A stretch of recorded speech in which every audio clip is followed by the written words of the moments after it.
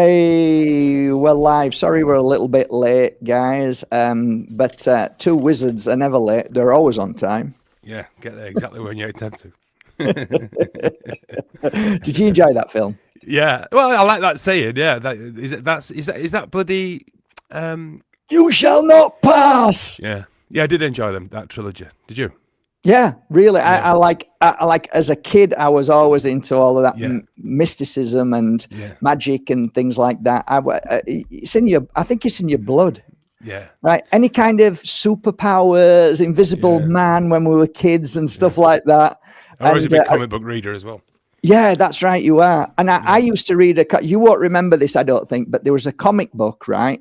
And I used to get it. And the only reason why I got it was because there were two brother and sisters who used to dress up in these like black outfits, and they used to jump on roofs and they used to swing these things and catch people. Bet you won't remember that, will you? What was it called, Matt? I have no idea, but I just used to I couldn't read properly anyway, but I'd look at them jumping from roof to roof, and they had these tight outfits on, and they were swinging like all of these things and catching bad people. And they were I think just brother and sister. And it was in a comic book that I used to get.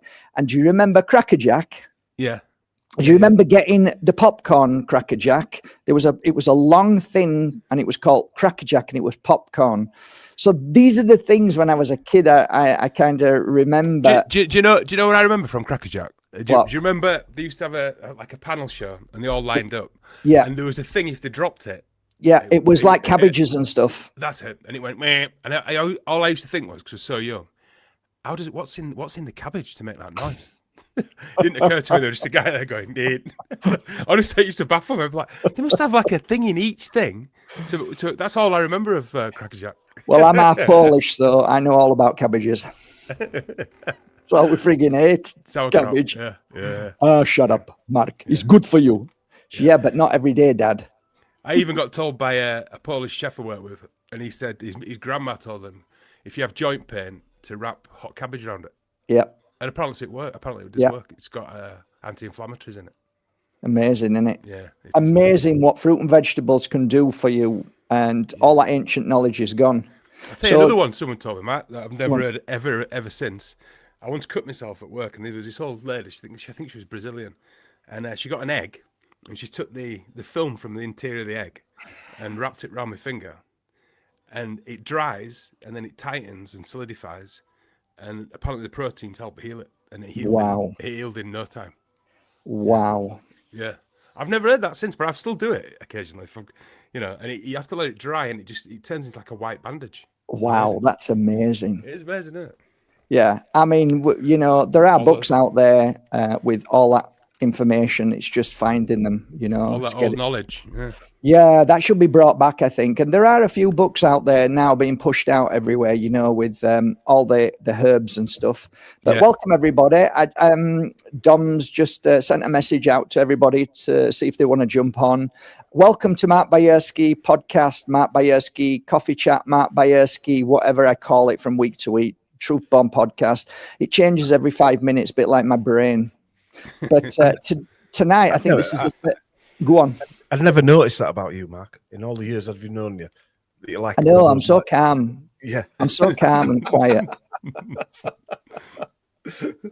Sorry. No, it's all right. Interrupt anytime you want. That laugh was far too hearty, wasn't it? So. Hi everybody. Welcome to this podcast. I think this is the first time I've ever interviewed both lads from Sheep Farm. Is that correct? Yeah. Well, yeah. Well, I mean, I've spoken to you loads of times, but not on this platform. You've never been on here before, have you? This is the first time. No, I don't think so. So you're a virgin. Yeah, I'm a virgin. To my podcast.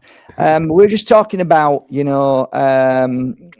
just before we started, we just had a quick chat, and we were just mentioning. I was just saying that. This used to be a channel where we used to get some serious views, but because I started speaking about many things that you guys have been speaking about, the channel just went down to next to nothing. And you could see it slowly, the charts slowly went down. Now, I'm lucky to get 1,000 people after 2 or 3 days looking at the channel because nobody can find it, and most people are lazy. To be fair, we want everything to come on to our screen so we can see it. That's all by design. All by design. They want you to be lazy. They don't want you to do anything. They want you to be a cabbage, right? We're just talking about cabbages.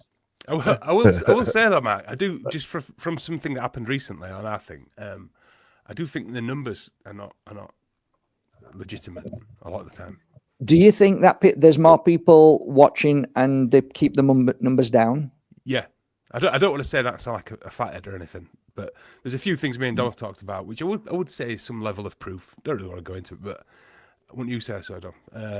Well, what about, what do you think? What do you think to all these? You know, David Icke has just been switched back on. I think Mark Devlin, I heard that he got switched back on. I'll just address the first point there. Go on. When you get viewers on, there's so many different algorithms that they count viewers for on YouTube. For instance, you've got to be subscribed to the channel, and you've got to be a member of YouTube to be counted as a viewer. Yeah, as a viewer. So, and they're only two things that are quite blatantly obvious. So if you're not logged into your account, a lot of people watch YouTube without being logged in. That figure does not go on your view count. So there could be like 75% of views not even logged. How many people do you think watch YouTube and aren't members? A lot of people don't log in. Do you mean like when they go, or even when they go on a different device or something? Yeah, yeah. Because it is a pain in the ass setting an account up and logging in.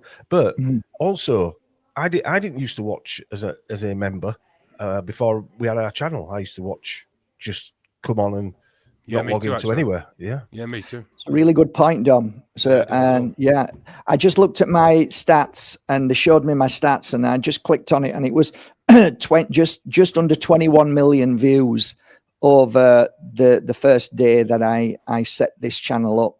That's not bad that we reached out to so many people, and that you see the Candice Owens and Tucker Carlson's from Fox News and all these, but they're just growing and growing, and like now they're hitting 1.3 million views. What would you say about them people though? No, what do you think about them people? We'll come to that in a sec. But what I think for them people, one, they already had a name, so they already had a name. Whether you agree with them or not, they already had a name. So getting views and things like that wasn't that difficult as it was, say, for your channel starting from a standing start. Nobody knows who Mark Bajerski is. Yeah. Also, they've jumped on. I won't say the back of, but they have the hard work that other people did. Totally. And I'm not saying they're not really researchers, they're more interviewers, and they tell you highlights as opposed to doing deep types of research, which is fine. There's a place for that as well. I'm not knocking anything that they do or not. I don't really watch them to have an opinion on who they are or what they are, to be quite honest with you. There's always going to be a question mark, because especially with, say, Tucker Carlson, because of his background, he was from a prominent family, etc., etc. However, we always complain when people of certain prominence jump over the other side, if they have jumped over the other side, and speak out.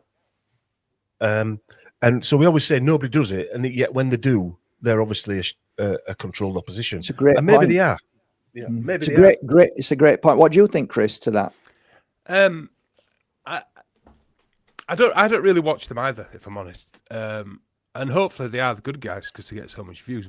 But I'm not 100% convinced. But like Dom says, you've got to give people the benefit of the doubt. And I'm not one to go around saying someone's this and someone's that. If I don't watch them, so it didn't really. But it does seem like they're becoming the mainstream media, doesn't it? Exactly. It literally does. So, exactly.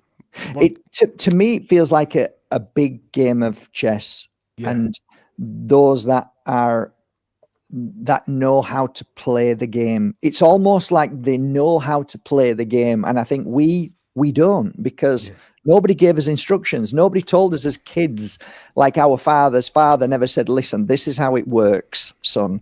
For us, it's like, get out there and, climb some trees and, eat some apples, and you know what I mean? When I do listen to those kind of commentators, it does get a bit WWF for me. Starts sounding, even some of the good ones, it starts to sound a bit, and then they said this, and it gets a bit. You start to zone out and go. I mean, in fairness, Chris, though, it's getting a little bit like that in our world, isn't it? Exactly how I Yeah. It's true. Well said. The amount of times that me and you, Mark Devlin, and you as well, Mark, we've had these conversations before. Yeah, being called control opposition by people who are supposedly in the 2020 anti-gibbery jabbery movement and lockdowns, and so I don't. You know, I think you've just got to get on with your own stuff, personally. Yeah, I agree. I mean, it's interesting to observe it, but you just. I used to be interested in observing it. Now I'm absolutely totally bored of it all. Mm. I've got to the point where it feels like a job, and I'm sick of the job. I think a lot of it's just distraction in it. Distraction from everything else.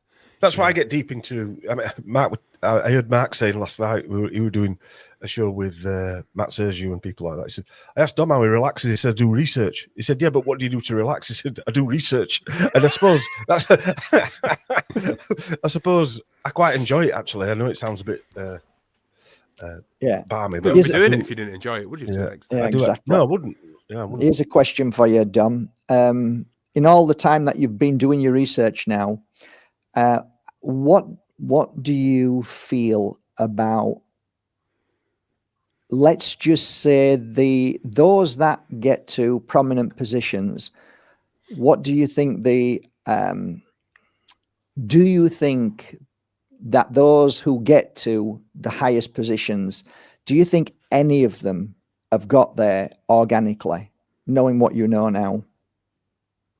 Doubtful.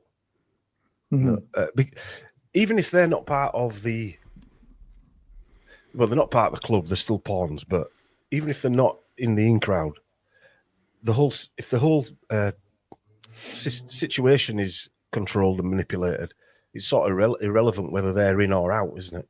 Because they're already in, like we all are. We're all manipulated and controlled. I don't think there's any way that anybody could have millions and millions of views. We'll go back to Tucker Carlson, for instance, right? Mm-hmm. If anything, he's been allowed to steer people in a certain direction. He probably doesn't even know that. He won't know until he knows, if you get me drift, that he's being utilised. I actually think he knows. I think he knows exactly what he's doing. That's my humble opinion. What do you think, Chris? Yeah, I kind of agree. If I'm being very, very honest with myself, but I don't know as well. But that's my like manipulation. My gut tells me that, but I don't know. The manipulation is the cleverest thing that I think is that they do it in a way that is so deceiving that whatever the emphasis is, you don't really see what they're doing. There is a glass ceiling, right, that you can't get through unless somebody just made a good point there, and you get as far as Andrew Bridgen, and that is you can reach a certain part of in life, but you can't get any further forward unless whether you do the right handshakes, you meet the right people that lead you forward. When you research a lot of these people, when you look back into the background, have people that seem to be like knights in shining armor, right. Where they seem to. Like I'll use Boris Johnson as a prime example. He did so much. Anybody normal doing what Boris Johnson had done throughout his life, lying, cheating, whatever, would never have got past job number 2. Yeah, but yet he made a career, and not only has made billions, but rose to the rank of prime minister. And he had people like Max Hastings helping him. And I only found out the other day, Sir Max Hastings, who's a history writer, he was one of his teachers a professor at Oxford. He was apparently on the Reigns list. So what I'm trying to, you and people might not know what the Reigns list. I'm not going to go into it on here, but these people throughout Tony Blair, two close people to him, one of his best friends, and another lady who they bought a house next door to, became Baroness Hodge. They were both on the Reigns list as well. Now, how is that a coincidence that these people are surrounded by these people that seem to hand the baton over, get them to a certain point, and then they move on to the next point? And It seems I've never had anybody like that in my life. I know you haven't, Mark, where you've had these knights in shining armor that have, guided you, seem to protect you, look after you. No, but I tell you what, Dom, I have had people who've tried. So have I. And through luck or mismanagement on my part, they've never taken hold. Yeah. Also, another thread that seems to run through, and me and Chris have spoke about this, is I'll use Taylor Swift as a prime example. They've got a thread that runs through them that's linked to assassins or serial killers. Their cousin, she's a cousin of Jeffrey Dahmer, Mark Chapman, who shot John Lennon. So she's a direct cousin of, and so many other people. I think Matt Damon is. Lots of these Hollywood stars are all related to assassins or. So there's many different angles as to why these people are part of that establishment. Yeah, when you look at it, Dom, do you think that there's a bigger picture that we haven't?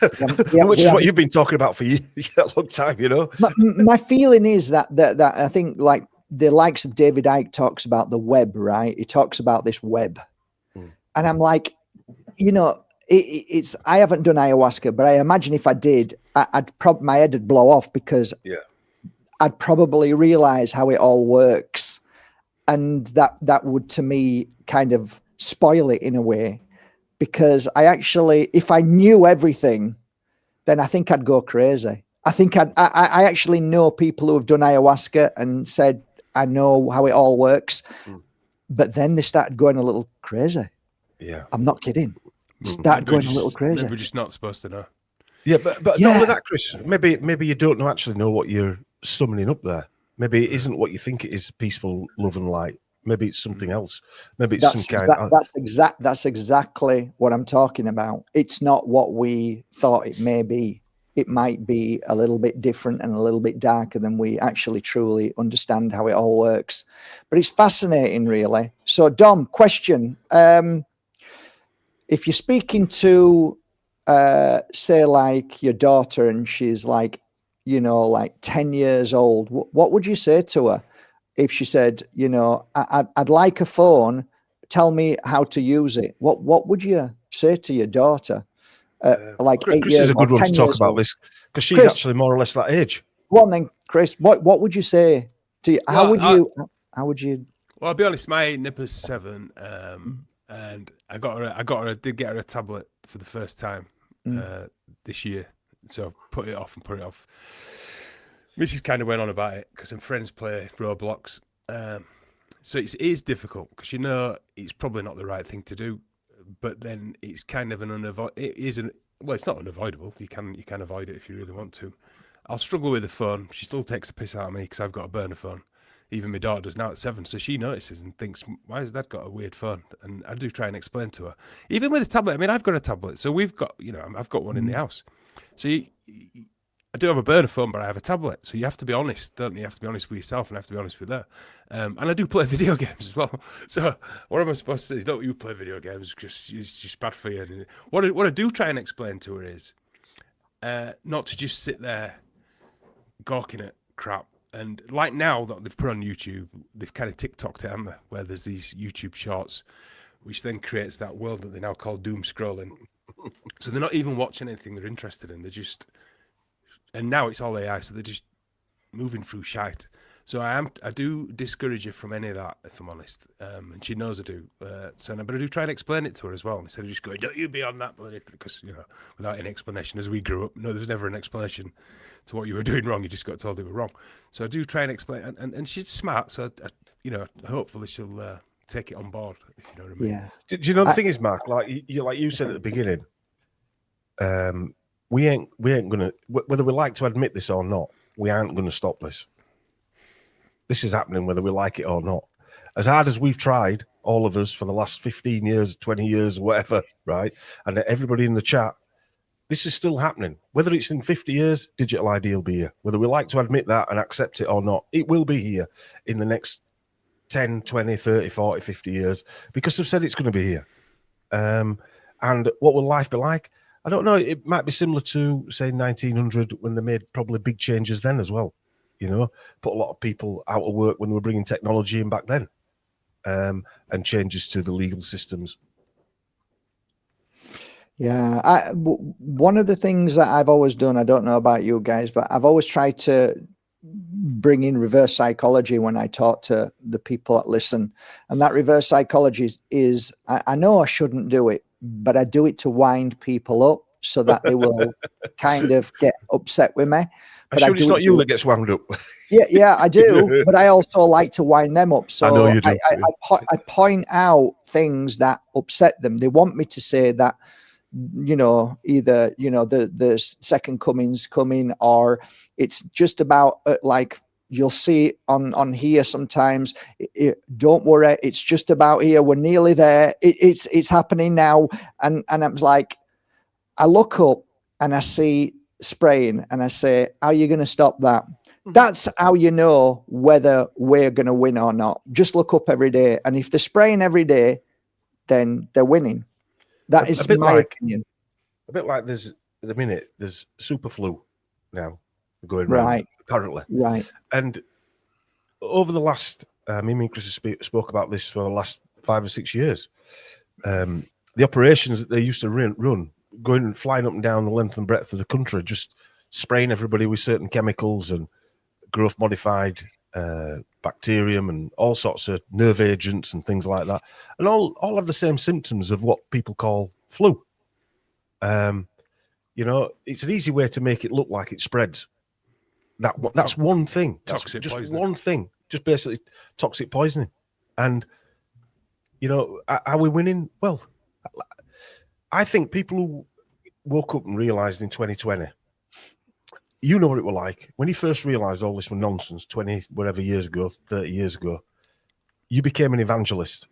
Those people now have got that optimism that we had, that you could change something, because once you see it, it's quite blatantly obvious. So it seems like more people are waking up because of what we went through 5, 6 years ago. But in reality, then people would have probably woken up anyway at some point. They'd probably just instigated a wake-up call, if you like. And these optimistic people now think they can go around waking people up. But those people that don't want to be woke up are never going to be woken up. They're NPCs. Yeah, that's a difficult one, eh? So, Chris, let me ask you this question. In your lifetime, do you think you'll see the system collapse?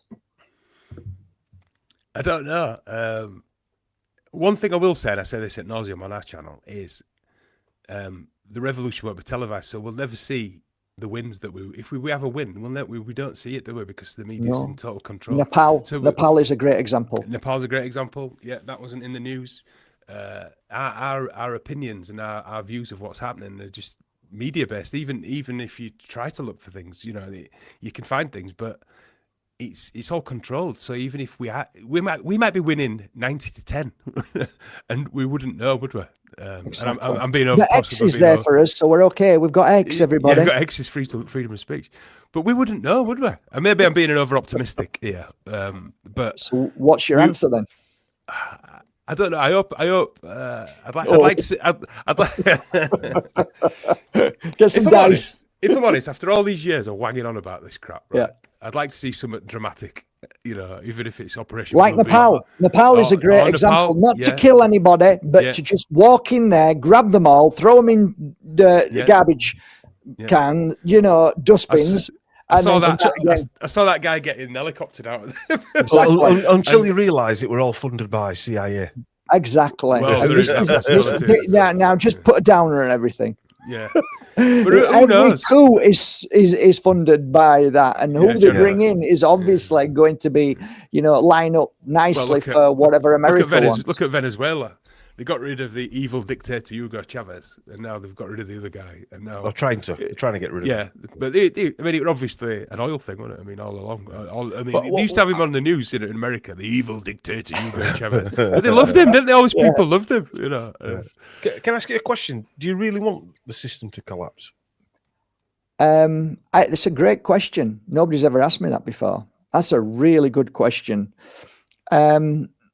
Wow. I can't actually answer that. I can't actually answer that because I've never actually thought, I've never come across anything that I've felt could replace it, because of my lack of belief in humanity, that whoever takes over and starts again is going to do exactly what they did, just in their own way, which is, again, the greed, the power goes to their head, and then they become a cult. And here we go again. The same thing over and over.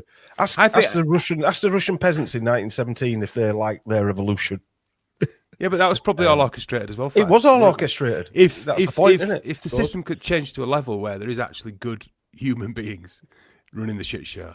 Yeah, the trouble is, good human beings don't want to run anything. That's the problem. Yeah, no good person wants to run anything. They want everybody to just live their life and be good and kind and be nice to each other. And you look around and you know this guy's having sex with this guy best mate's wife, and this guy's just and his dog.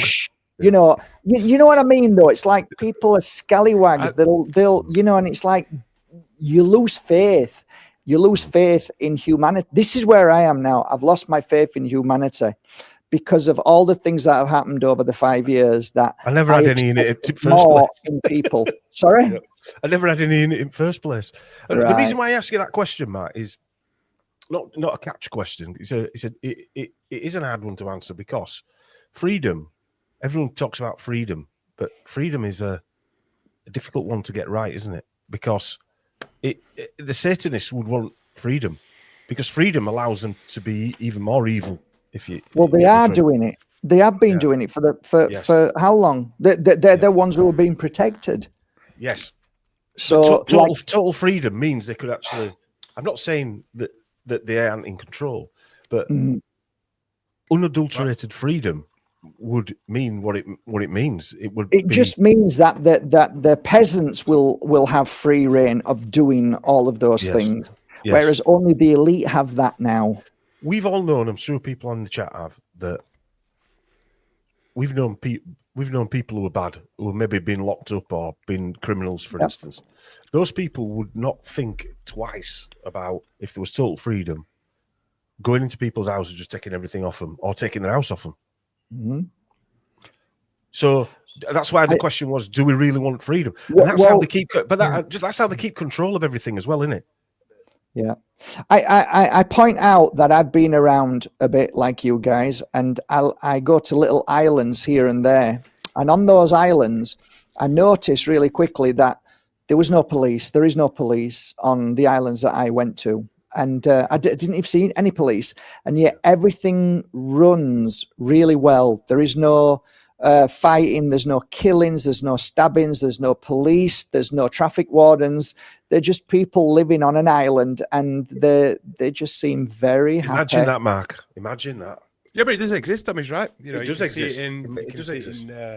My point is, Asia. Every time when you said what you said to me, it's like I look at it at the worst case scenario. When you said, do you really want true freedom, meaning do you want to get rid of the system? It's like, I get what you're saying, and we haven't been able to put something in its place which is more powerful than that. But I'm seeing now that the oligarchs, the AI mafia squad, the PayPal, these guys they've created something that now is more powerful than the system that we got, and people don't realize that where we're heading to is 1,000 times worse for lack of freedom, right? That's where it's going right now, don't you think? Well, imagine when we were kids. Imagine when our parents were kids. Imagine. So there were even more freedom back then, but they couldn't afford or couldn't be free enough to go and do the things that we did when we were young lads. Go abroad and things like that. But I don't know even if that's true freedom, to be honest with you. I mean, now, going back to your AI thing, the true freedom is freedom of thought. And they're even attempting to take that away now. If you think, look, Joey Barton called 2, 3 or 4 people names. I'm not sticking up for Joey Barton. I'm not having a go at Joey Barton, by the way. But he's been given an 18-month suspended sentence, right, for calling 2 people serial killers, even though they weren't. And his reasoning behind saying that was, right, 2 girls, football commentators, were serial killers of the men's football commentators. In other words, they were taking jobs off other people, and they said they're like serial killers. He's just been given an 18-month suspended sentence for that. That seemed like a stage show to me when I watched the judge saying what he said.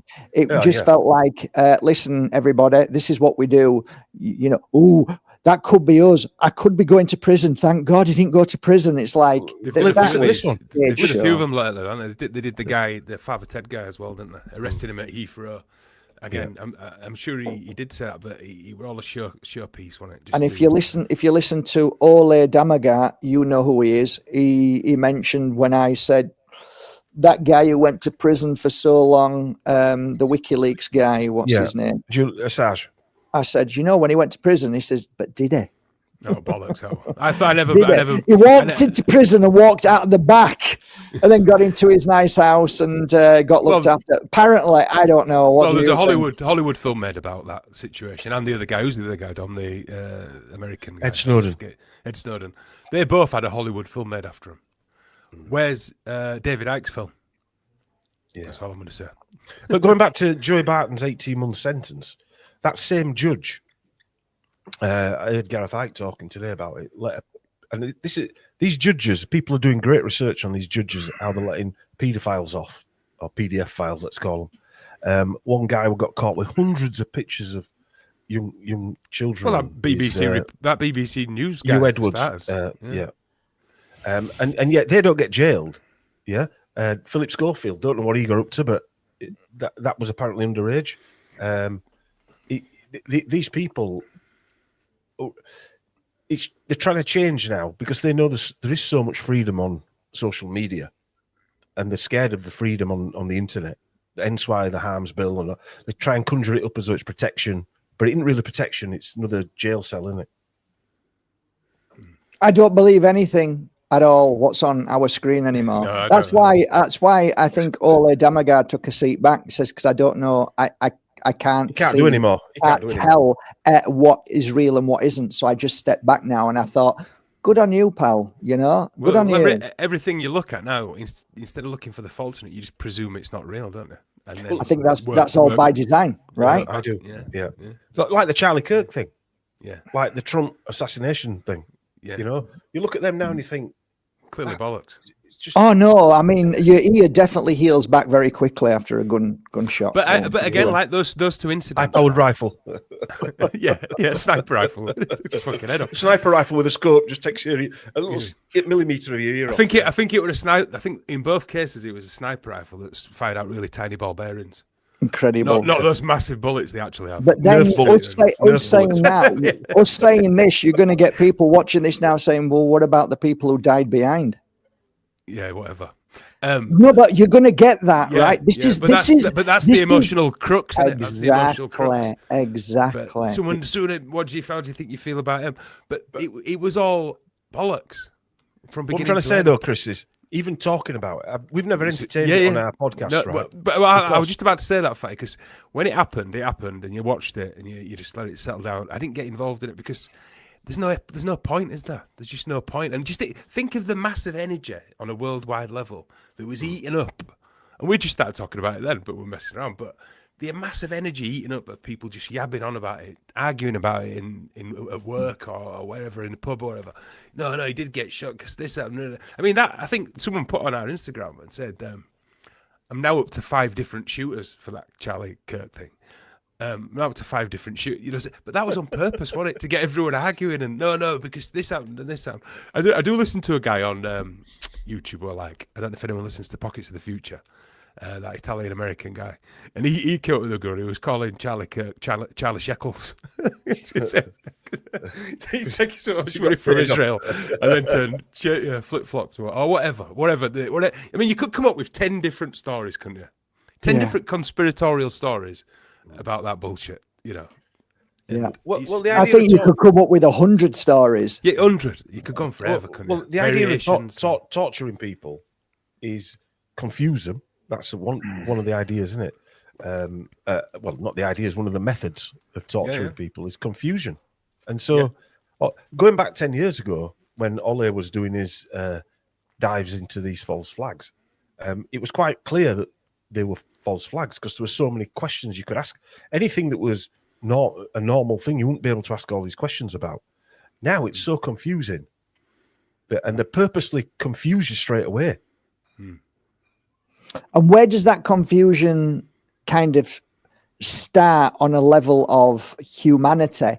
And then what about spirituality? You know, like it could be even bigger than what we even realize. It could go into, you know, like we're talking AI, and then we're talking maybe, you know, extraterrestrial input by way of they've got it's almost like nobody really knows anything, and everybody's just throwing everything. It's like a spaghetti junction. Nobody knows. Everybody knows basically.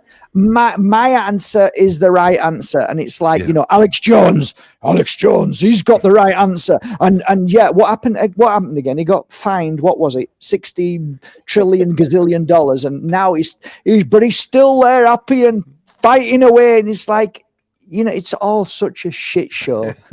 And that's why I get exhausted now. What's the phrase, Mark? I just looked it up there just to make sure I won't go in mad. The more you learn, the less you know. Yeah, that's my saying.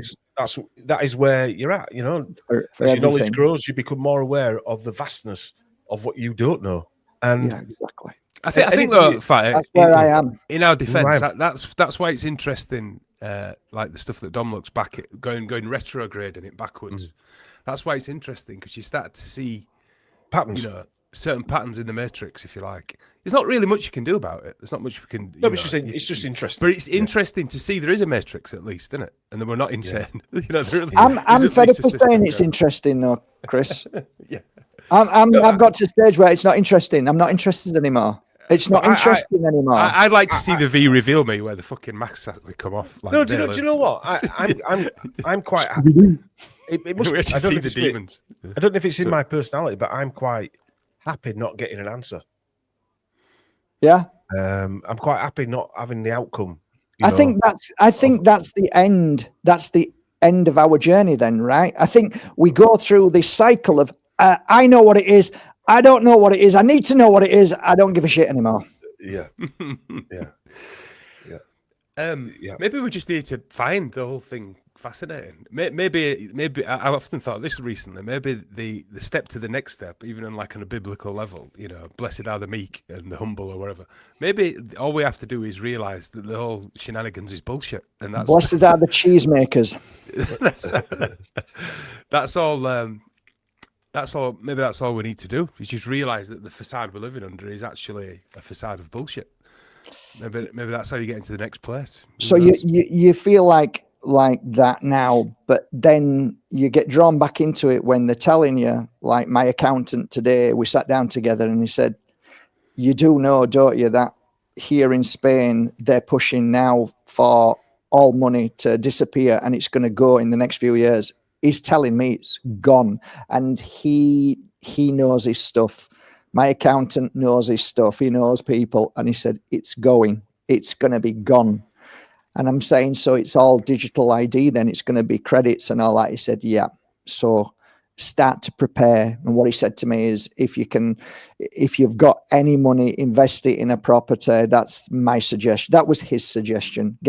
Buy a property. And I'm like, okay. I mean, what he's saying. I've got enough money to buy a property. I'll buy a door and get a door.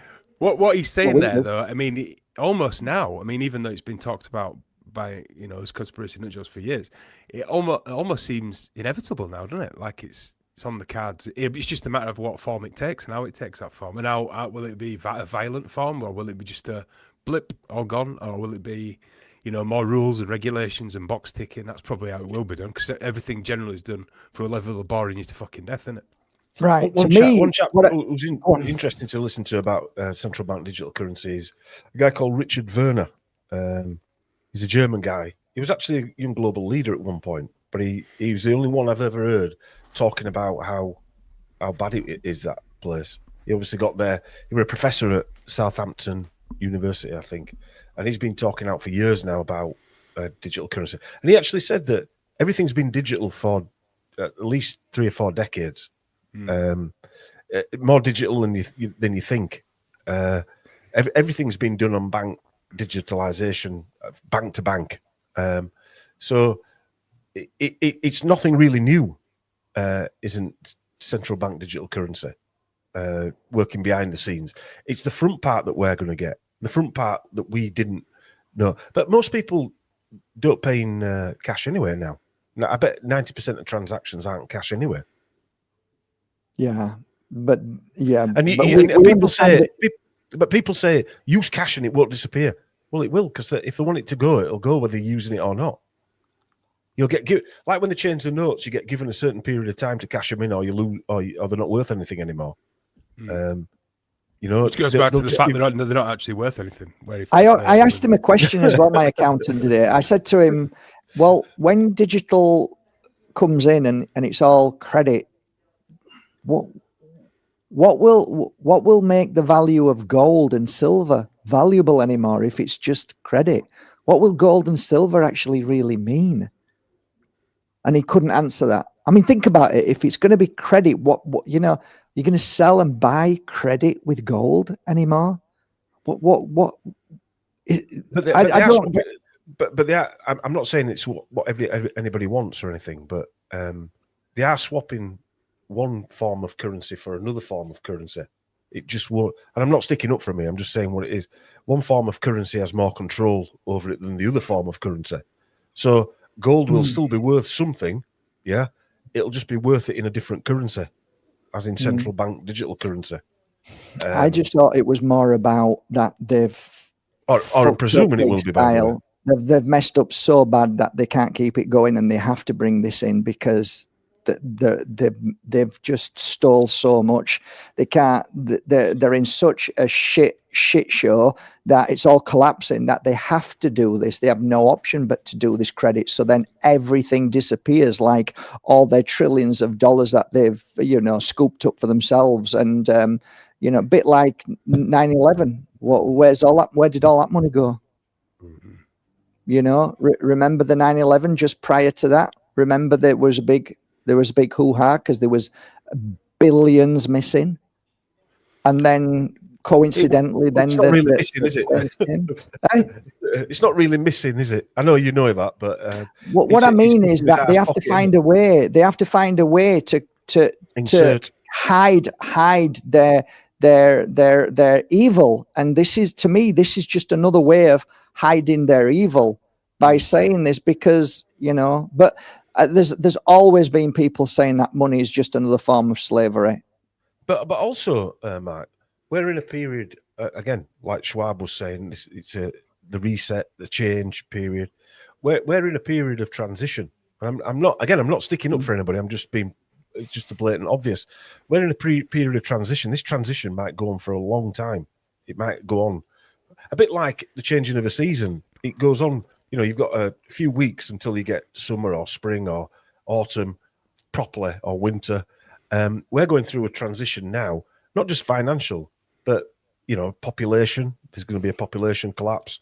The way people live their life's going to change. They're going to herd everybody into city centres so there can be 1984, 24/7, big Brave New World Order. They're going to grow people in test tubes, whether we like it or not. This is going to happen. They're already doing all this stuff. They're going to hybridize humans with technology. All these things are happening, aren't they? One interesting thing, though, on a positive, going back to what Max said. I thought I was being positive. Yeah, really positive. Yeah. I was just going to ask just describe 1984. You just described 1984 on Brave New World in one beautiful package. But going back to what Max said earlier about islands, it's quite interesting because if you go to a lot of these Asian islands, African islands, and none of that fucking exists, and they get on fine. They haven't got the material objects we've got. They haven't got all the bells and whistles we've got on abundance, but they live very happy, and they're happy. According to Captain Cook, Chris, they were all savages. And actually, when you think about it, Chris, the fact that we have got all of this and we've got more depression Yeah, and more exactly. suicides. That's So who's got it right and who's got it wrong? Exactly, Matt. That's what I was trying to get at. We know who's got it right and wrong, Mark. Yeah. You go to a Vietnamese island, right? And I'm sure you'll agree with this. Or you go to, I've been to Sri Lanka. I've been to a few places in Asia. And the people you meet, I'm going to say, when me and my wife went to Sri Lanka, I actually said to my missus, I'm embarrassed of how I am because these people are fucking lovely and we're not. End of story. Exactly. I agree with them. I agree with them. I agree with you, Chris.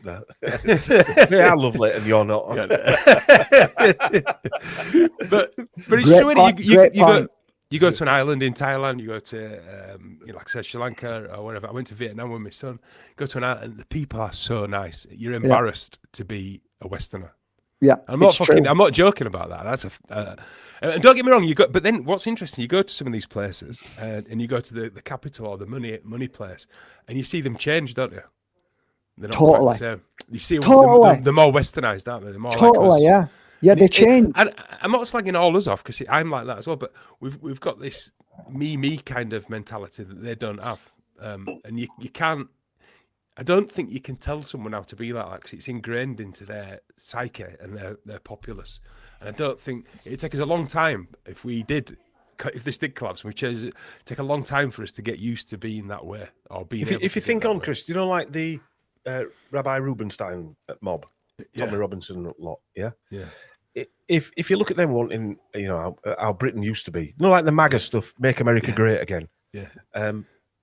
They've got this mentality that Britain used to be this beautiful place where we were a peace-loving nation, and all we did was spread love around the world. I know. It's never been that, has it? They're fucking delusional. It's been an empire. My French. It's been an empire just fucking living off everyone else's gold. And even before that, we were invaded by Normans, we were invaded by Vikings, there were all wars going on. Britain, England and the Welsh used to fight like mad. The English and the Scots used to fight like mad. It were feudal baronies. It weren't a beautiful place with hiding fjords making daisy chains.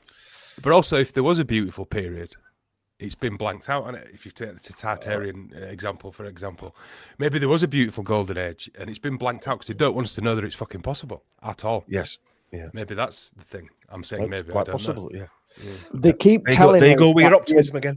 Yeah, they keep telling us that our advancement is, you know, because we're advancing in these ways that we're more, you know, intelligent and more this and that. It's like I don't see any of that with people. I see more selfishness, more aggression, more depression, everything that is the worst kind of energy that comes off a human being is in centers of like, you know, London and Paris. There's fight, there's anger, there's fear, there's all like, nah, this isn't living, and it's all by design. I see it all by design. Everything every day 24/7 is making humanity like this, and it's hard to see anybody. It's mouse utopia, isn't it? It's mouse utopia.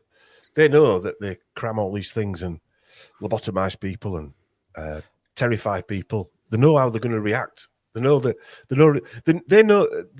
their controllers know that, like, for instance, human beings can't deal with 3 traumatic events in their life at any one point, or it causes depression. Yeah, about a dozen fight out, isn't it? Imagine, and also if the bar's lowered, right? So normally a traumatic event might be a real traumatic event, like having to go to war, for instance. But now a traumatic event is I can't book an hairdresser's appointment. Not that I have actually looked for one, but you know what I mean? That could be a traumatic event now that causes so much stress in your life that, or ringing Sky up because you want to do something and you can't get hold of anybody apart from something. You end up wall. You end up headbutting wall. Or you're trying to sort out your gas bill or whatever it might be. Yeah. All these become traumatic events. So little mediocre things that wouldn't have even happened to anybody 40 or 50 years ago.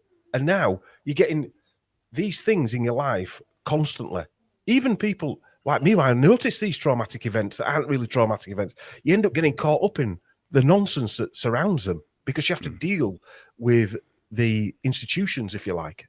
And so the whole situation, if you were going to make a satanic world, talking of freedom again, if you're going to make, we are living in Britain or Spain, for instance, not on them islands you're talking about. Western countries. Yeah, the Western countries, yeah. we are living that. Well, even the last madness. 6 years, even though those other countries got it, they didn't get it like we did. They, I think we got trounced a bit worse, didn't we? Yeah, I mean, somebody's put a comment at the bottom there, and it's a great comment. Ditch the tech, but the issue is that everything now, we've been caught in a trap now, whether we like it or not. Well, do you think we can look back? Well, we can look back. Whether we can go back to two different things. Singing, yeah, caught in a trap. Yeah, Colonel Abrams. Oh, no, this is another one. I can't in a trap. Who sung that one? I can't in a trap. I can't look back. Who was it? I can't let go. Caught in a trap. Can't let go. I don't know. I forgot. Yeah. Who was that? Oh, I'm trapped. Can't you see? I'm no, that's Colonel Abrams. There's another one though. I caught in a trap. We're all caught in a trap, right? Yeah. Let me ask you a question. I've got one here. Do you think? Why do you think we're being poisoned, Dom? Why? What? Sorry. Why do you think that humanity is being constantly poisoned? Why do you think that's specifically where we're being poisoned? Why do I think? Spray or food. Why do you think it's a constant poisoning? Well, I keep saying that there are things that are happening that to us are bad. But if you were a eugenicist, for instance, you're running an experiment. Not everything eventuality turns out bad if you're running the experiment. So they will, to us, it might seem bad.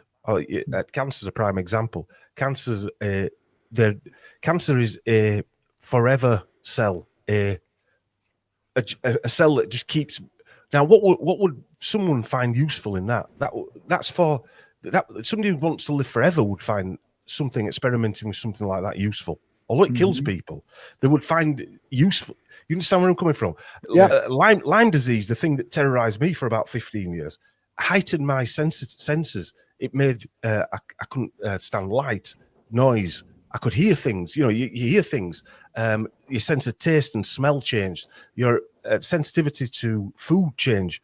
But where would that be useful? That would be useful, say, in military or something like that, or something we don't even know about. Because having a heightened sense of smell would be useful somewhere. And they're also trying to control it. So even the things that we think are bad aren't necessarily bad if you're running the experiment, if you get me drift. Yeah, so you're saying it's an experiment. What you're saying is why they're doing this is ultimately because it's an experiment. It's an experiment. Now, if you look at the people who are controlling things or they're put in charge of things, Peter Thiel's a good example of that. Peter Thiel, who now owns Palantir, and he was one of the supposedly first investors in Facebook and all that, and set up PayPal and things like that. He's a Bilderberger, has been a Bilderberger for the last 20 years or so. He experiments with blood. So he has an IV of blood from 16-year-old men every whatever quarter. I mean, that it's documented that him and his husband have infusions of blood from 16-year-old donors or young men. Vampires. So, well, yeah, but what I'm trying to get at, these are the people that are running the face of the New World Order. So they're the ones that are experimenting on us and then taking the outcome. That's what people say to me, like, say, I'll use vitamin C as an example. Yeah, but it's owned by all these massive corporations. Yeah. And it is. I can't deny that type of thing. But not all genetic tests are bad. I know it sounds mad. They wouldn't be doing it if everything they did was bad. There are things that they find out that can enhance people's lives that we're told poison you. You know?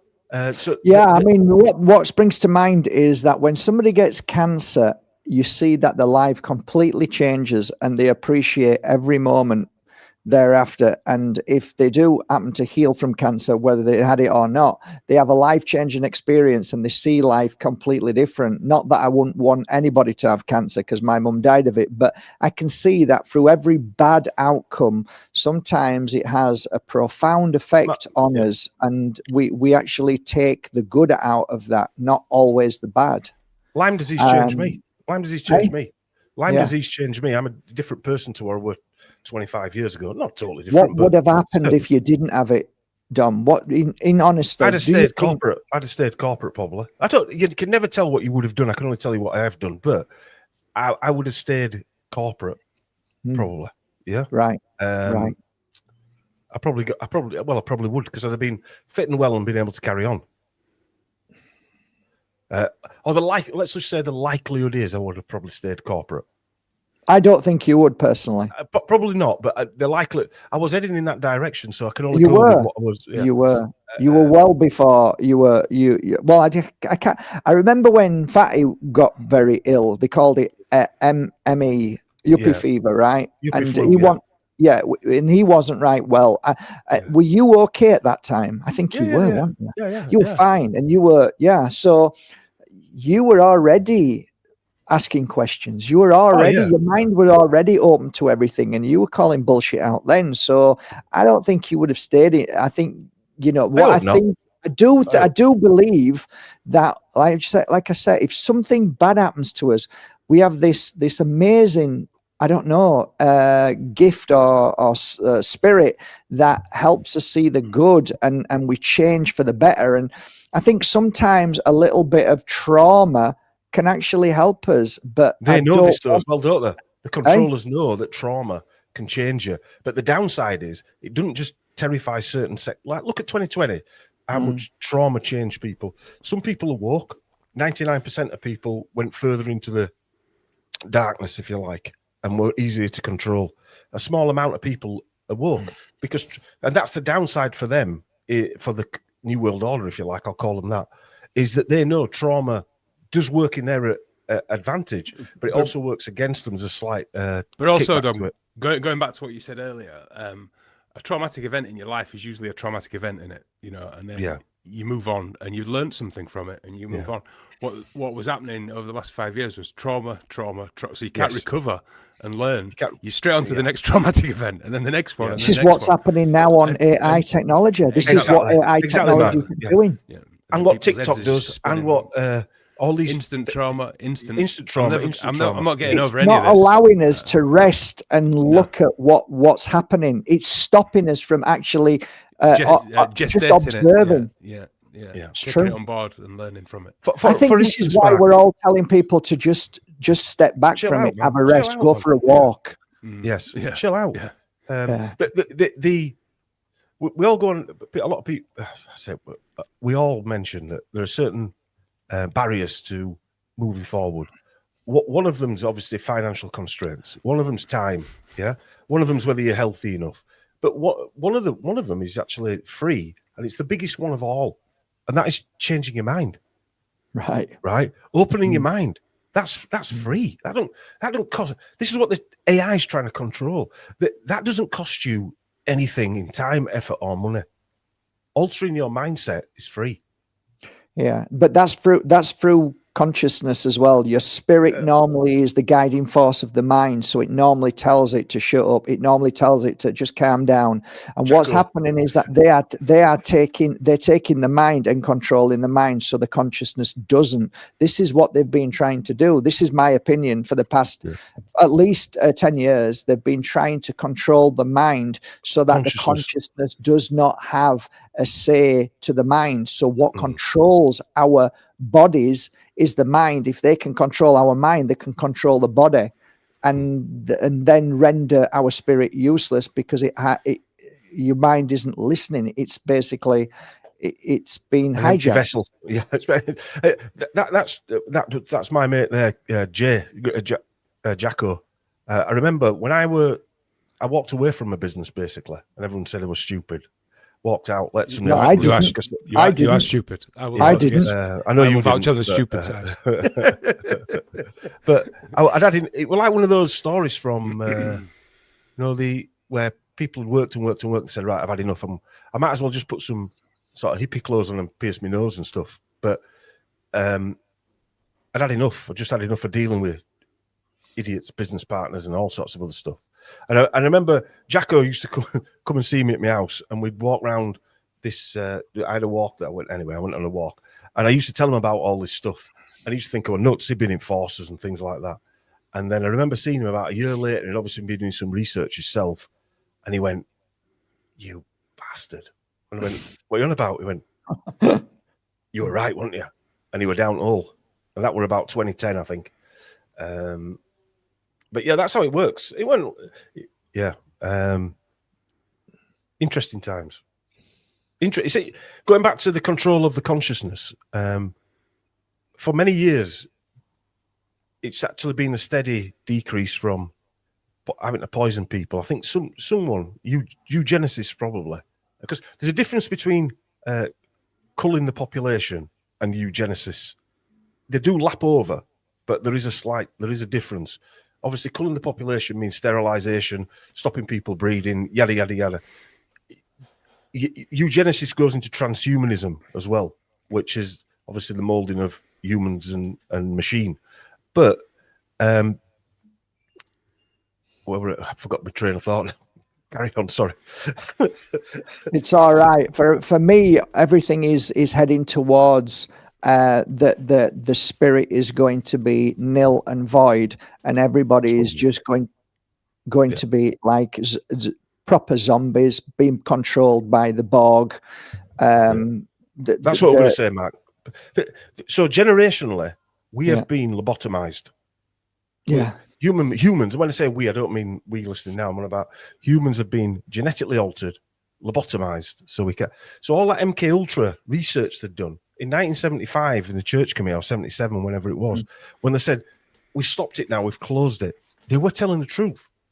But what they didn't tell us was that they've changed it to some kind of technology that they don't have to have somebody in a room with electrodes on their head, feeding them LSD and electrocuting them and digital, cutting the pineal gland out or whatever it is they cut out of their brain. Yeah, they can do all that now remotely. Yeah, and I think that's what they did when they locked us all up. I think they put the towers up, and I think this person here said it, the towers, silent weapons for quiet wars.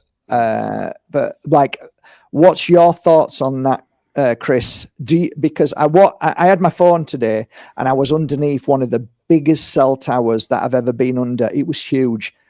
No signal.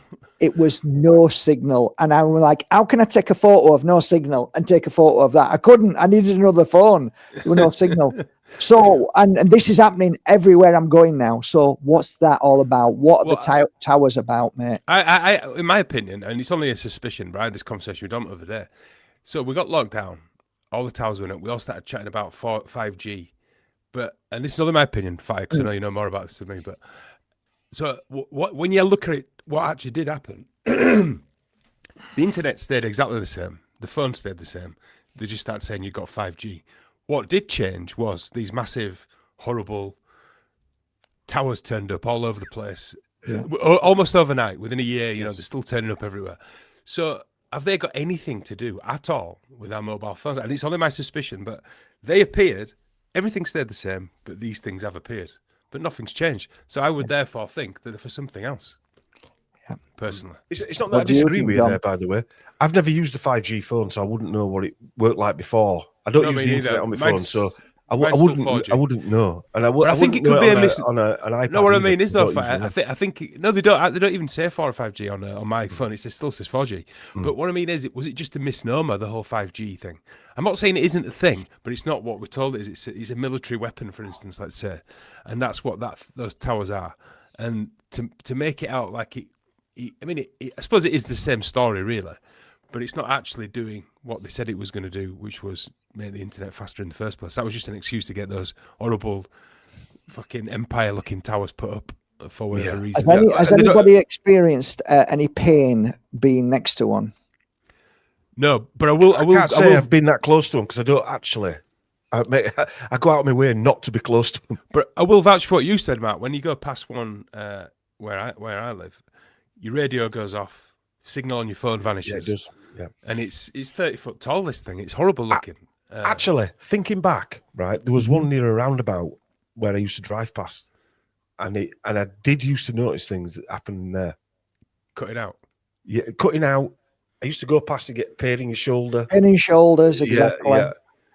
Mine's pain in the front lobe, back lobe. I normally get it in the head, and it's sharp. It's like somebody stabbed me. Pain. Yeah, like a sharp pain. And I started calling this out as soon as they were put up, and I went down the road when everybody, like I was walking out of my door when everybody was locked up, and I couldn't give a I was like you that, rebel. right? I was going all over the place, right? And one day I went down the road, there and I'm like, there was a vicious virus running around. Yeah, absolutely. That virus was killing everybody. But for some reason, the guys who apparently, the millions of people who were working as workmen, because if you work out how many of those, like if I said, how many towers are there in the world? How many people would it have taken to put them up? Like, come on. Yeah. There's some, like I went down there and like, there's 3 towers being put up. I said to my girlfriend at the time, she went, how did they go? Like they've got it's like they can't even build a freaking house here. It takes like 5 years to build Matt, can I just ask you something? Were all these workmen coughing and spluttering with runny noses? And I didn't see any workmen. I reckon they were maybe Matt. Maybe they were Elon Musk. What is it? Planet X. Just came down from the sky and landed. That's why I think that web that I was talking about might be that we might not realize, but we might actually be ants to a more sophisticated beings that are controlling this world in a way that we have no clue, and we get dumbed down so we can't see and we don't see, and it feels like that. This is where I am now. I'm like spiritually and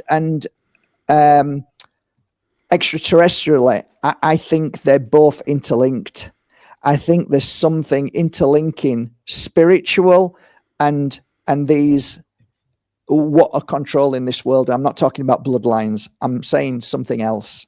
And I think the bloodline side of it is an important side of it, but I don't think it's the side of it. I think it's an important side of it because I think they're here as there's another layer. I know I always think this when you do the genealogy, you're missing something because they're like the keepers of I call it again the New World Order. They're not the controllers. They're the upper management, if you like, controlling. Yeah. No, I would agree. That's the feeling. That's the feeling I. If you see Tony Blair, right, he's not a controller. He's not the man who controls everything, or Gates, or Elon Musk, or any of these people. I don't think anybody believes that anyway. I think most people have figured that out. No, some people do. Yeah, I'm talking about those with souls. Those have souls. Yeah, Mark, I've got to say this. I was doing some chapters in my book, and covering Tony Blair, and I think that took a piece of my soul this last week or so. His early years in school, Jesus, I can't. I'll have to send it over to you to read because was he raped like the rest of them? I can't say honestly he was, but let's put it this way: his junior, as we call a junior school, I was in our country, as we were brought up. They don't call them anymore. What do they call them now? Primaries. No, it's just year 1 and year. Year 1, right? Okay. Anyway, all right. So he was 8-year-old, and he went to a school in Durham, and there was the headmaster it was a religious school. It was part of Durham Cathedral. And the canon there was Canon John Grove, it was called. And he was afterwards, he was a known nimbler. And he comforted Tony Blair. His mum sent him to see him. And he spent a lot of time with him when his dad had a stroke age 40. So going back to trauma again, his kid's going through trauma. He's with an adult who years later they find out is actually a wrong. Yes. Roll on to his next school, Fetters. His spiritual mentor, as he was called, a guy called Ronald Wright, the very Reverend Ronald Wright, who was the chaplain to the Queen. Okay. He had venereal disease, this guy, caught from young boys, let's say, right? He had his own BBC radio show. Does this ring any bells? This is in 1940s, for fuck's sake, during World War II. He had his own radio show. In the 1930s, he set up a boys' club that took him on outward bound courses. He had a 12-year-old boy living with him. This is documented. This is documented. And Blair allowed this guy into his room in his boarding in his dorm for cups of tea on many occasions. This again, it's all documented. It's not me making this stuff up. I'm just putting it all together. But there were several of these people in his life when he became Roman Catholic in the back end of the 2000s. The cardinal who ordained him, a cardinal, is it right name? This Cormac Murphy O'Connor. I think you were Irish, wasn't he, Chris? I think Welsh or Scottish. Well, Cormac. So this guy was the Archbishop of the Catholic Church. He was the leader of the Catholic Church in England and Wales, or he became leader of.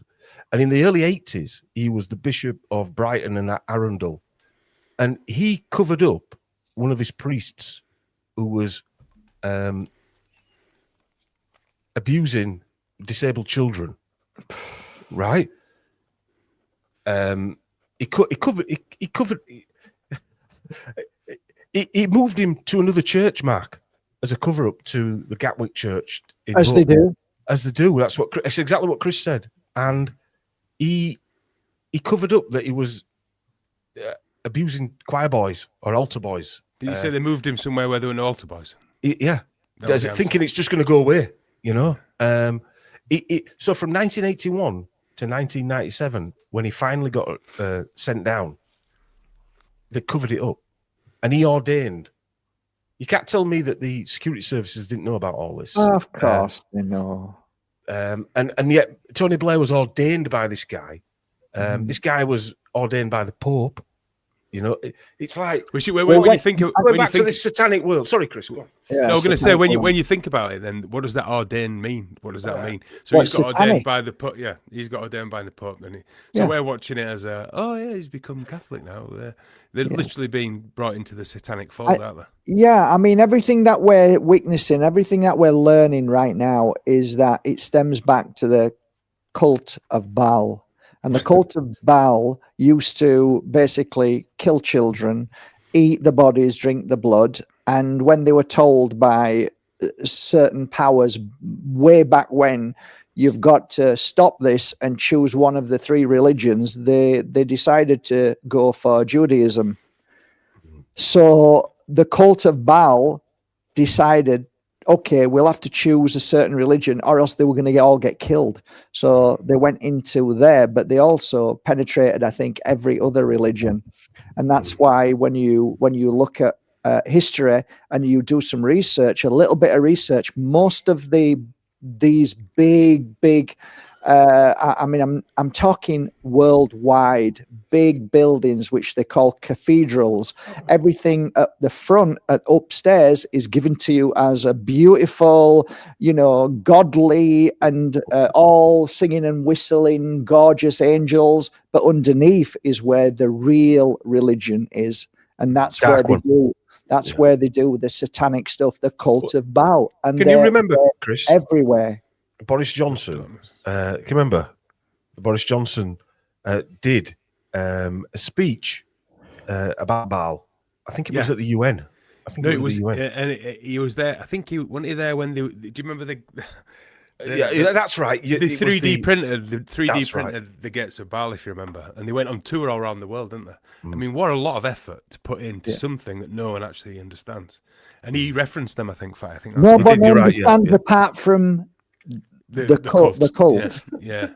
But they went on tour. They took the fucking gates of Baal on tour. I think they were in New York, London. They went all over the shop, and Boris Johnson referenced them. So I mean, that's so.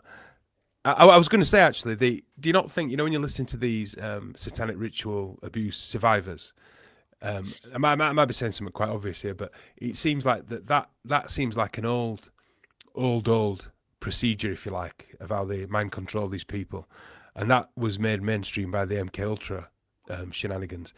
Almost literally taken and then made into a science rather than a dark spiritual event, if you like, I suppose. It seems like that's what it was. And then, like Dom said, now it's just used on mass. So but we're all under some kind of mass hypnosis. Satanic hypnosis, MK Ultra. But even down to the school that we're talking about, right? The guy that left his dowry to the school to have it built and run, Sir William Fetters, was a high-ranking Mason, friends to the royal family, right? So, and also the architect was a Grand Mason that was part of the United Lodge, Grand Lodge of Scotland, and all of these things are carried on. They're all friend. Like that chaplain was a friend of the Queen. McCormack, that guy that I told you, McCormack Murphy O'Donnell, that Welsh guy, he was a friend of the Queen Mother. At her death, he was the one that did the sat on a vest. The one that did the burial. But what? Sorry. It's all right. You've got to lighten it up, Chris. You know, because I tell you, Matt, Tony Blair. That out of all of these people that I've ever looked into, and I'm not one who looks into that kind of stuff because I don't think you can come out when you. It's even just this. I call it a light version of research, but some people can dig deep into that type of. I can't dig deep into that research because you come out of it not the same person because it's pretty horrific. That is the underworld there. What Kerry Woolley just said there is a correct terminology. That is the underworld that runs this place. Whether it's Cyril Smith, whether it's Ted Heath. But how genius though, Fatty, right? So you're just saying, and I don't blame you. You don't really like looking at that. But how genius that the whole system is run. Yeah, on that fucking evil dark system. Yes. So we don't look into it, and you can't because you can't think. No, that can't be possible. So yeah. It can't be done. Just for your listeners, by the way, we're on about MK Ultra quite a bit, and I've mentioned this loads of our thing. M in numerology is 4, so 4K Ultra TV. Yeah, I'm just saying, I've got one. What are you gonna do? Yeah.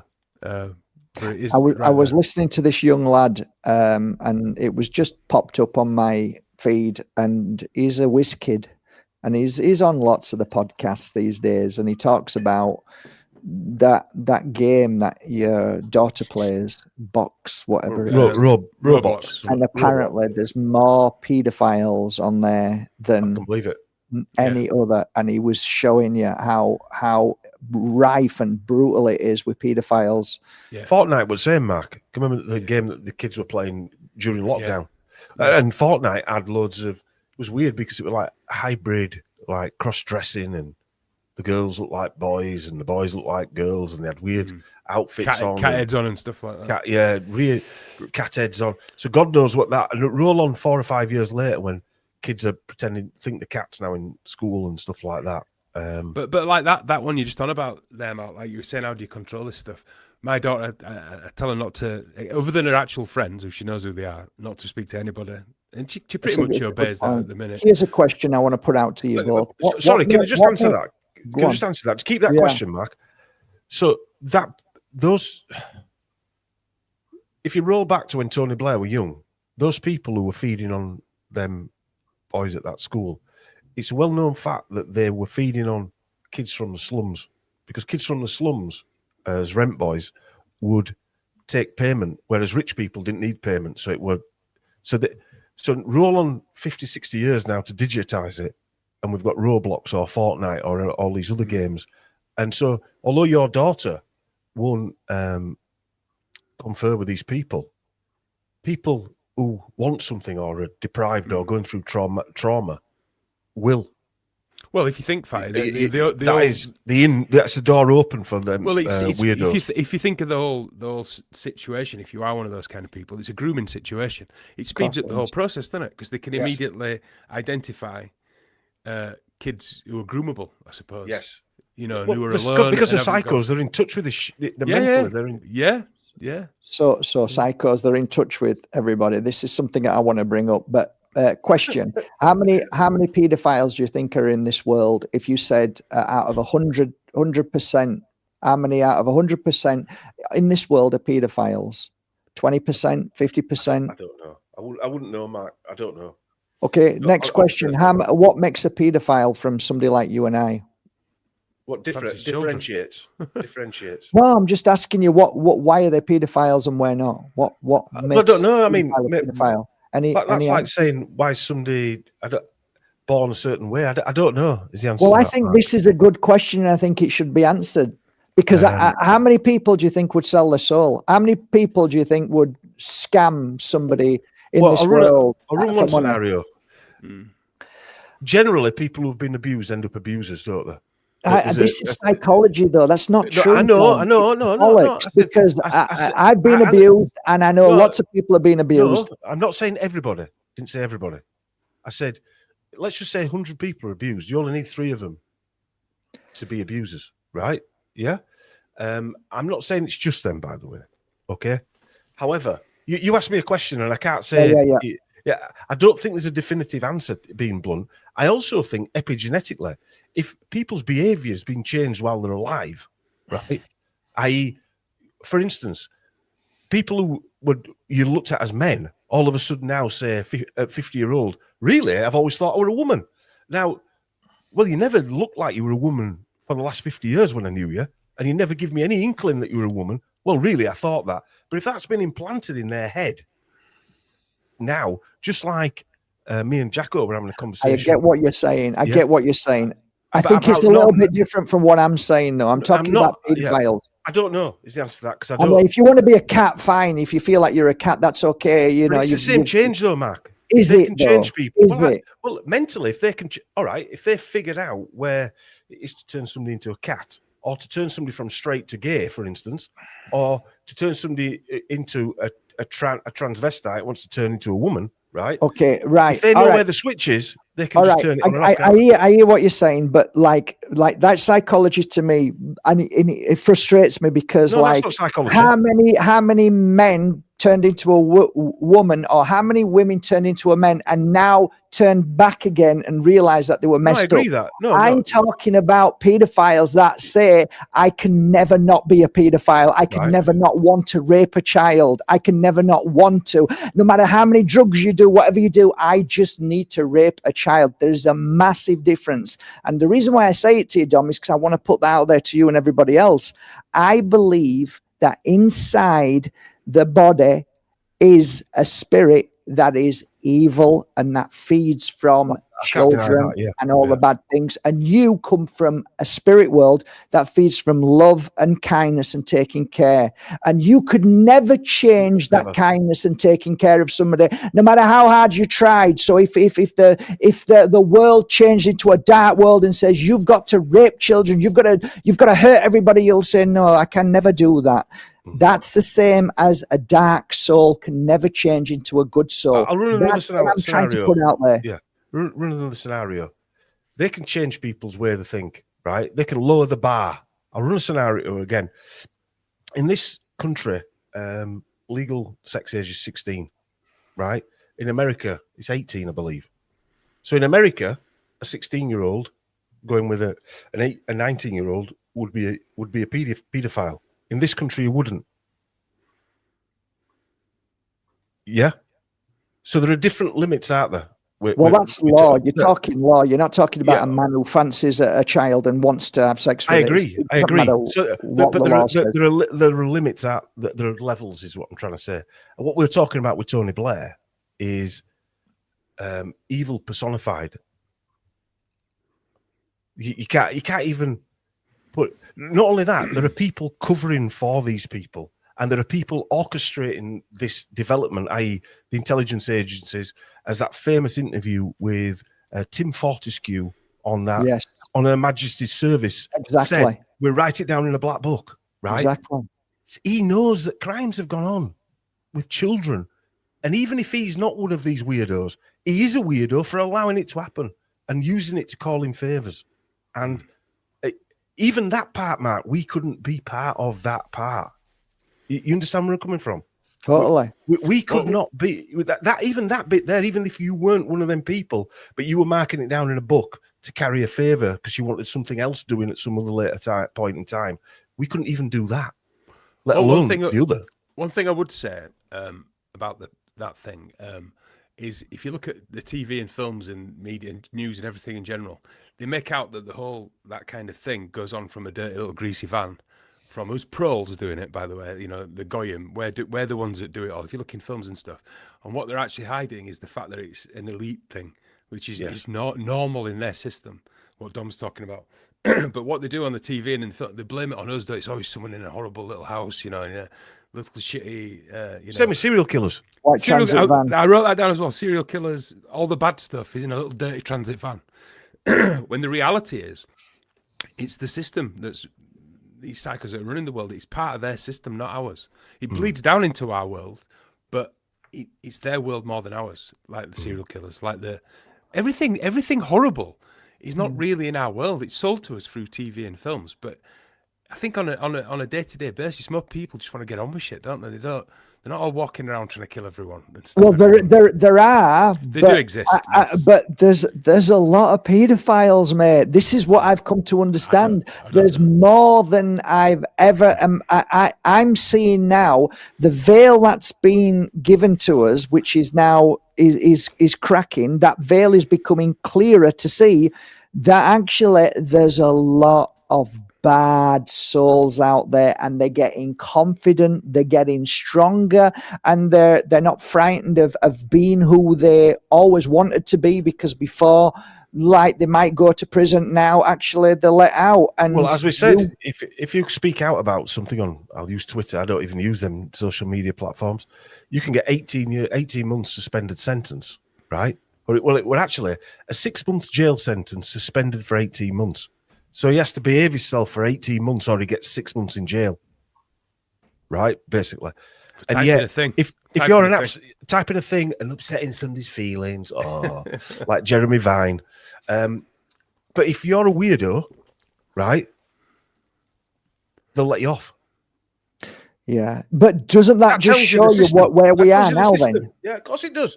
What it's showing, and now it's another level of the real system. Just it's showing itself now who it truly is, right? Just like the trannies that they're allowing to slut drop in schools and in front of kids by saying it's normal, reading bedtime stories dressed as a woman with a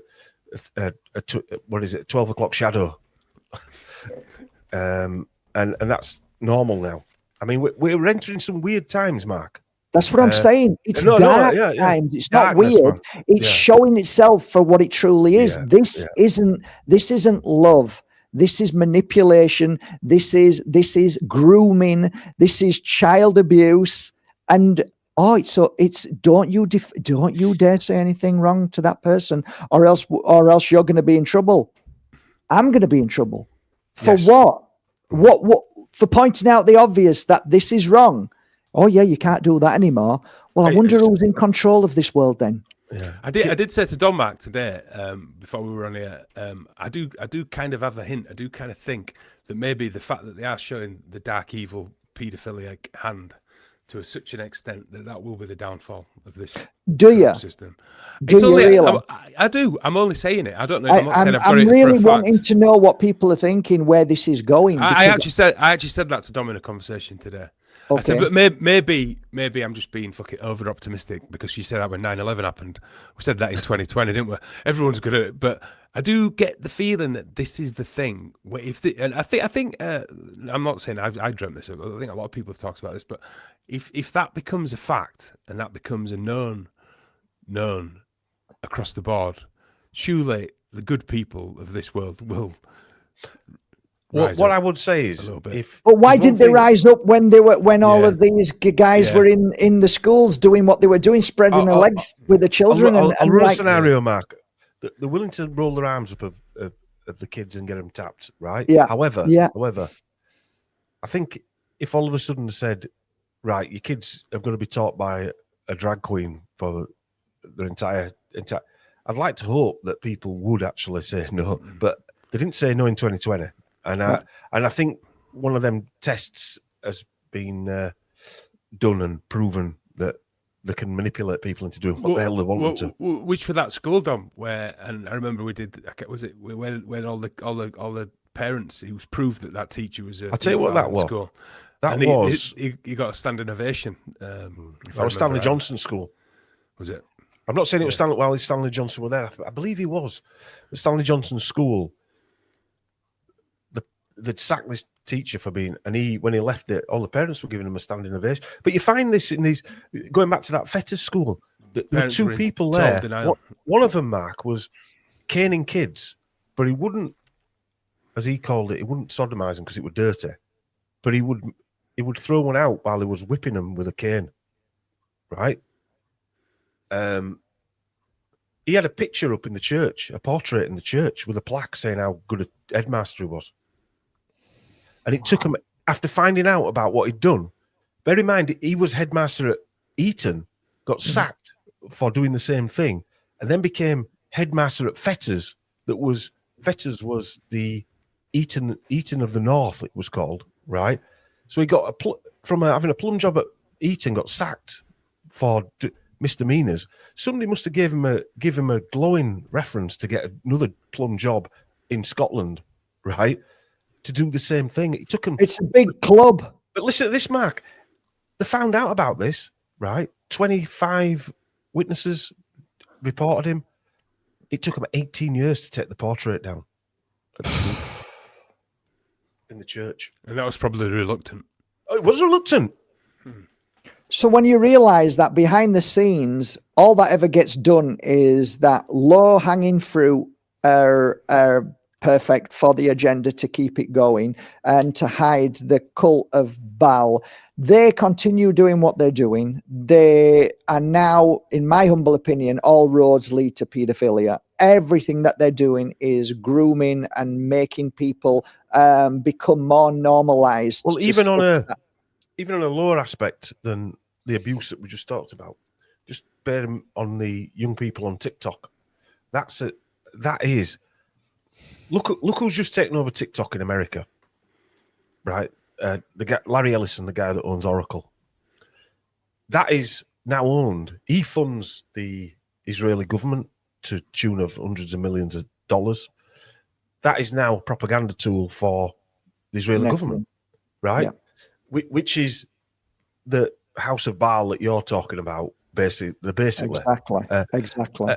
But they're now in control of I'll call it grooming children. I'm not saying it's for sexual reasons, but mentally grooming children for mind control reasons, if you like, using TikTok and short videos to shock and horror them. Totally, 100%. What they're doing is I mean, everybody knows that, to get away with raping a child, what they do is they cause as much suffering to that child, right? So the black screen is that new way of suffering children to put them into trauma. So it's easier to be able to do what they want with children. To mentally RAPE them, yeah. Yeah, that's what's happening every single day. That's why it's traumatic for kids who are on their mobile phone all day. They don't realize what's happening to them. I actually see children now just turning into something completely different. And they don't speak, Mark. They don't speak. Kids don't have a conversation. Like we're talking now because we've known each other. We'd talk like this. When I first met you, I remember you coming into my mobile phone store and we had a conversation laughing his heads off straight away because people could converse. I ask my son now and I say, where does such and such live? I don't know. But you've known him a year. Wow. You know? One parent came up to me at football and said, you only live down the road from me. And I said, do I? Yeah. And I think, why didn't you tell me I live down the road? I didn't know. He lives half a mile down the road. Wow. And they don't have a conversation now. It's gone, hasn't it? It's gone. They talk differently. And they've been programmed. And it's not through us because we talk to them. You talk to your kids. Chris does. It's how they converse with each other. My son will say, yeah, I spoke to him the other day. I will say, what did you talk about? Oh, no, it was just on messaged him. Or that's how they view talking to each other now. And it's less and less, right? The communication is less and less. Yeah. I've noticed that. Well, the word I'd say that not to speak. Even in my working life, I mean, on the phone, even these days, I only speak to you, Dom, my son, Mrs. It's only a very small handful of folk that I actually speak regularly on the phone to these days. Yeah. And that's because of social media, because it's easier just to message people.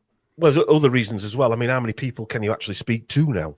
As in, have a conversation with what, i.e. with what we actually converse about. You can't, can you? Yeah. It's like, for me, you can see my passion when it comes to paedophilia and wanting to expose them and for what they are.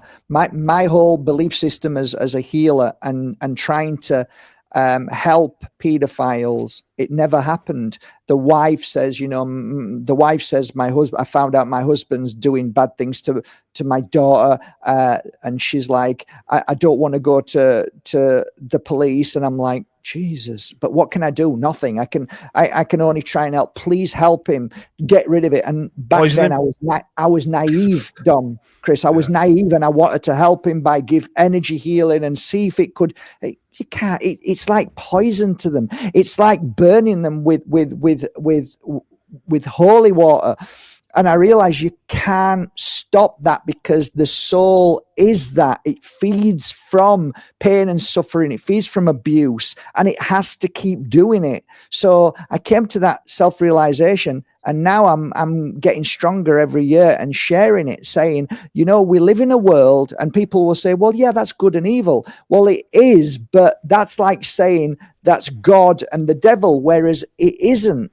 It's a spirit world, which is a dark spirit world, and then we come from a light spirit world. So I try and explain to people and make them see that these people, it's not like we're all the same, guys. We're not all made from God. God didn't make us. He might have made these bodies, but what's inside them is what we need to figure out, who is from our home world and who is from a dark spirit world. And that's what I've been trying to share with people. And it doesn't seem to be working. People don't seem to grasp what I'm saying. And I get frustrated.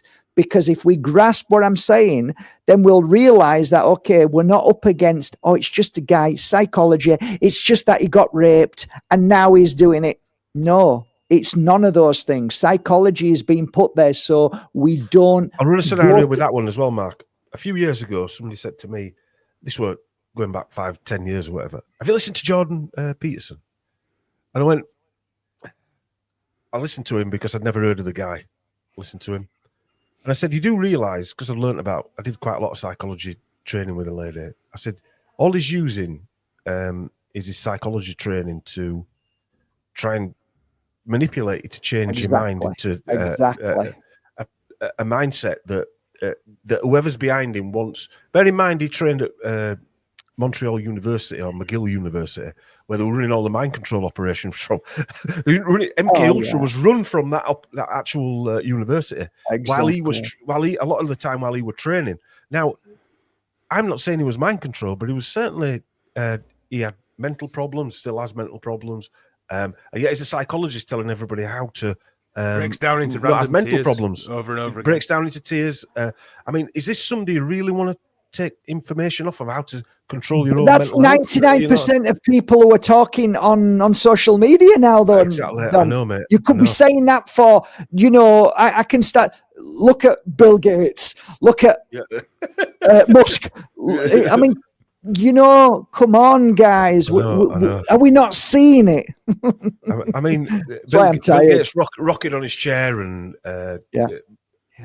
I had a similar thing with Jordan Peterson. In fact, he was one of them that people, have you ever listened to? And I'm like, no, who's that? And then you do watch, and then you're like, it's just a lot. He's well spoken, but it's just a lot of fucking. They say a lot of things you agree with, don't they? That's the thing. Yeah, and it entices you in. It's just word salad, isn't it? It's just blah blah blah blah blah blah blah. And you think, psychobabble. Do you know what I think with these kind of people? It's like Wes Anderson films. I like films. I like Wes Anderson films, but he feels good about himself, and you feel good about yourself, because we all feel really fucking smart, don't we? Do you know what I mean? But when you actually look at it, nothing's happened, has it? You've worked out nothing. Exactly. I feel great because I listened to Jordan Peterson, and I saw him live once. Yeah, I saw him live. I see him, and he said loads of smart shit, and I feel really smart now because he's. What's changed in your life, though? Fuck all. Exactly. I can't even remember a word he said. I remember a few words. I remember one line. Just get on with it and take the damn vaccine. Yes, right, yeah. I remember that line. I'll go with that one. Actually, yeah. No, I'll go with that one. I want to finish on, Mark. That one. I remember that one. Jordan Peterson telling everybody just to behave, Just shut up and take the vax and let's get on with it. Yeah. That's what he said. Fuck off, Jordan, and you stupid fucking joker. I remember us saying that as well. Yeah, Arnie said it. All these so-called legends of but everybody's forgot. Rebels. Everybody's forgot. We haven't, Mark. No, we haven't, and we'll never forget. Anyway, guys. Go on. No, I was going to say it's been a pleasure. It's been well over an hour and a half, guys, and I really appreciate you being here today. And hopefully you'll come back soon, and hopefully we'll have the answers to everything in life. Right.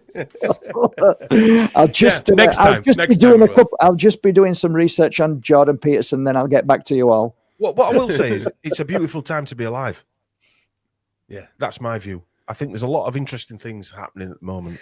It might be painful, and it might be seem like a lot of bad news, but we're in an amazing transitional period of human existence, I think.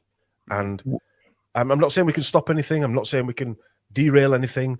I don't think they actually like conversations like this, the powers that be, to be honest with you. That's one thing we can actually agree on, I think. Not that we disagree, but yeah. I would say the realization I've come to, Mark, is we're all on a mission from God. We just don't know who God is. It's a good one. It's a good one. I think that if you're a good soul, you're a good soul. And if you come from a bad place and you're a bad soul, you're a bad soul. You're not going to change any of those two things. So to all the light workers, the good and the kind and the people who really care, love you all, keep strong. And to all the bad people and the tricksters and the dark, evil, disgusting people, we're watching. We're watching. Have a great evening, guys. Thanks so much. Come back again. Yeah, really enjoyed that. Thank you. Thanks, guys. Thank you, everybody, for joining us tonight on the podcast. I hope we haven't upset you too much. Please, don't take any tablets. Don't do anything silly, because it is a beautiful world and you're shining, and I send you good energy. Send you good energy. Send you good energy. See you later, guys. Bye for now. See ya. Bye.